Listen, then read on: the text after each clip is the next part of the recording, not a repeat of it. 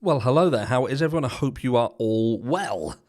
This is video 2 of 2 today.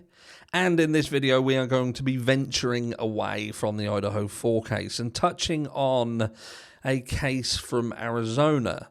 And this is a case that someone has sent over to me to have a look at. It's not one that I heard about. But Kylie Rodney vibes. Kylie Rodney vibes. Let's just put it that way. Anyway, you're looking amazing, by the way. Looking amazing. I'm feeling a bit better, feeling a little bit better. Not eating since, I don't know what day it is. Didn't eating since Sunday. At least I'll lose some weight. Anyway, let's get into this case as we talk about this young lad. So the gist of it, this lad is at a party. It's a Halloween party. And there's about 100 to 200 people at this party. Funny how there's that 100. The difference between 100 and 200 is a bit of a jump in it. But there's basically this party and it gets out of hand. And he is found out in the street, beaten to death.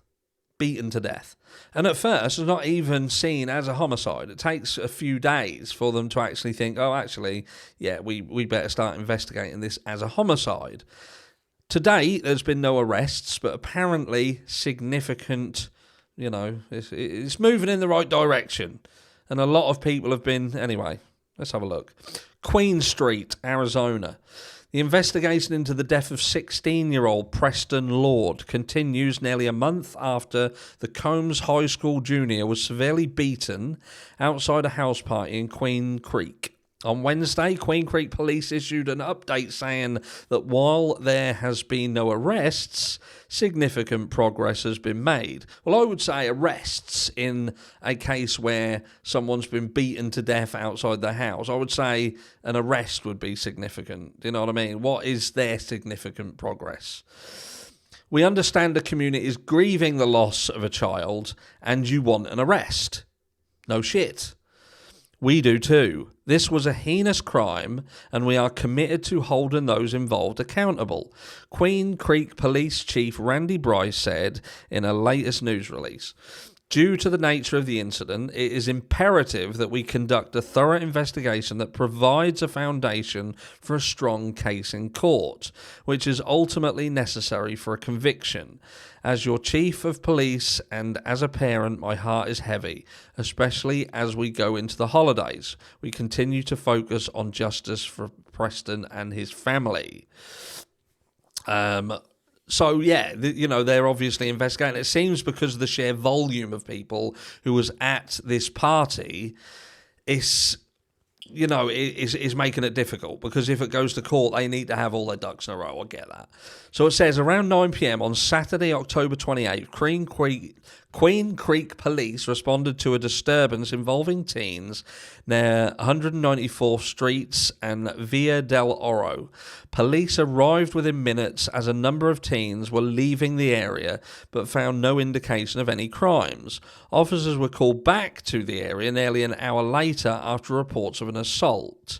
Lord was found lying in the road near 194th Street and Via del Rancho, about a block away from the original disturbance call. Lord had been brutally attacked outside a nearby house party and died at Phoenix Children's Hospital 2 days later. His aunt previously told Arizona's family that the 16-year-old suffered major injuries, including a severe brain bleed, and that his heart had stopped. Within days, police began investigating Lord's death as a homicide. QCPD Chief Bryce said roughly 100 to 200 people were at the party and adults were inside the home. The homeowner spoke with Arizona's family late last month, saying he was distraught about his daughter's Halloween party getting out of hand. He said that only his daughter's friends were expected to come, but people who weren't invited also showed up. He said he kicked everyone out within 2 hours, adding that his daughter didn't know Preston and didn't go to school with him. Another neighbour described the scene as chaos, with teens drinking and throwing up in her courtyard.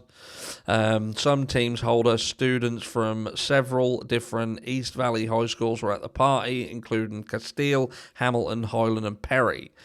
On November 14th, over 2 weeks after the attack, police said they had received hundreds of tips and identified multiple persons of interest. At the same time, the FBI announced a toll-free tip line and a $10,000 reward for information leading to an arrest in Lord's death.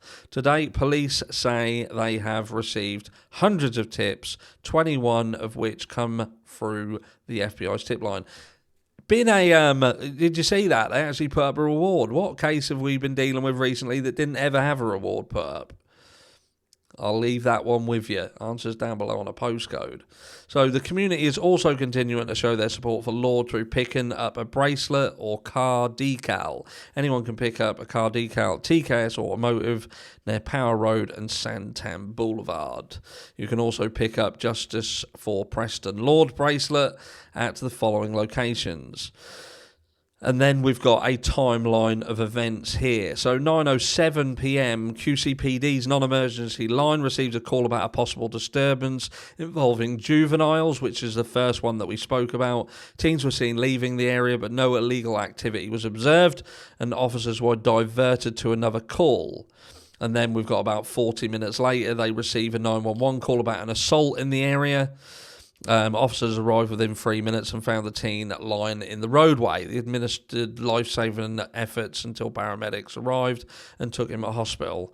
He then dies on the Monday at the Phoenix Children's Hospital.